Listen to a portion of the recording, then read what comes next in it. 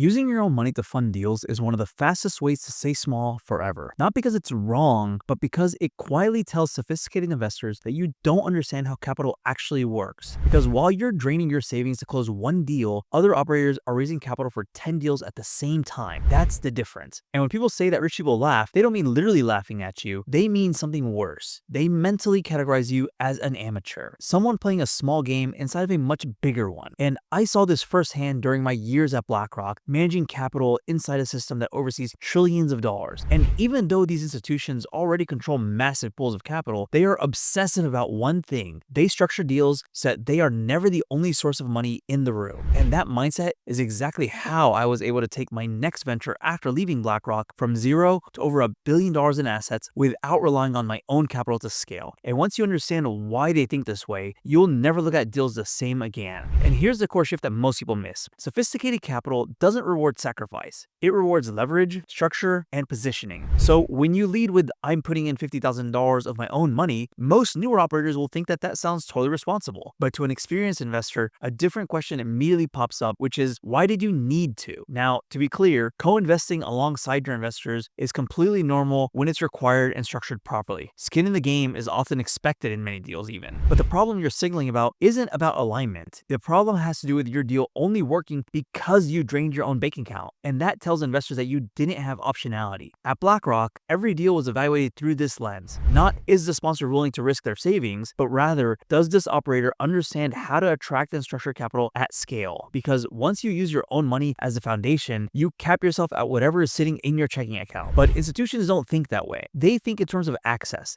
to capital, access to repeat investors, and access to systems that bring money back again and again and again. And that's why experienced investors don't see themselves as deal finders, but rather instead, they see themselves as capital allocators. And that single identity shift changes everything. Because instead of saying, here's a deal, do you want in? They instead say, here's a structured investment solution designed for a very specific type of investor problem. That's not a matter of semantics, that is positioning. And at BlackRock, every deployment followed an internal risk ladder. They had different tranches of capital with different return expectations and different downside protections. Nothing was random or just left to chance. And when you understand that framework, you stop trying to convince investors and instead you start matching the right deal to the right capital. And that's where momentum comes from. And here's what that looked like in actual practice. So on a commercial real estate deal example, we didn't start by blasting the opportunity out to everyone that we knew. Instead, we started by identifying the exact investor profile that this deal made sense for, and then we packaged the opportunity in a clean, institutional format with clear risk assumptions, clear risk factors, and clear execution path, without any hype and without any fluff included. Because the conversations that followed weren't sales conversations. Instead, they were allocation conversations. And once the first commitments started coming in, something interesting would always happen. The initial capital wouldn't just close the deal, it would organically attract more capital because those investors came back for the next opportunity and they made introductions to their contacts and the system started compounding. And that's the real difference between amateur operators and institutional ones. Amateurs pitch deals while institutions present repeatable investment frameworks. Now, here's the part that most people don't like hearing. Understanding this strategy is maybe 10% of the work, but the execution is everything. The legal structure alone stops most people even. 506B versus 506C versus 506A,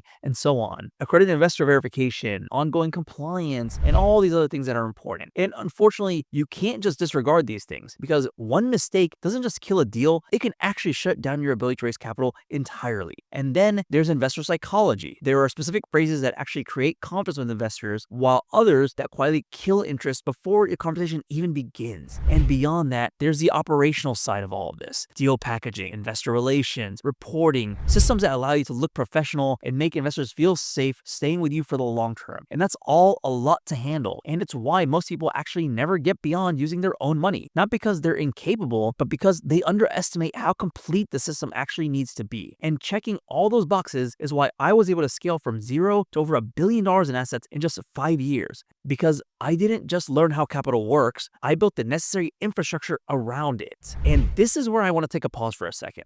Because most people forever stay stuck using their own money for deals. They sit on the sidelines watching bigger, sexier opportunities pass them by, not because they lack skill, but because they lack capital. And they assume that this is just how it is and they have no choice but to stay in their own lane. But I'm here to tell you that there is a different way. And what I learned inside of BlackRock boardrooms completely changed how I think about funding deals. And it allows you to structure opportunities of almost any size without relying on your personal savings as the bottleneck. And if you want me to show you how to apply this to your specific situation, then click on the link below to book a call. Now, coming back to the bigger picture, you finally understand what people really mean when they say that rich people laugh. They're not mocking effort over here. Instead, they're recognizing when someone is playing the game of capital without even knowing the rules. The institutional approach to capital isn't just mindset, it's legal, it's psychological, and it's operational. And you can try to figure this out on your own, but the learning curve is steep and the mistakes are quite expensive. Your next deal doesn't need your money. Instead, it needs your mastery of how investor capital actually moves. And since you made it this far in the video, then you now understand the system that the big players use. But truthfully, knowing and executing are two completely different things. I spent years at BlackRock watching how billionaires and institutions make capital decisions in real time, and trying to reverse engineer that on your own can cost you years and miss deals that you'll never get back. But luckily, I've already refined the system into a repeatable playbook that works. And if you want me to show you how to apply the system on your deals, then click the link below to book a call. And if you want to see exactly how the capital game works in real estate, then watch this next video, which is about how to start a real estate fund from scratch step by step. It breaks down how to structure real estate deals that attract investor capital instead of relying on your own money.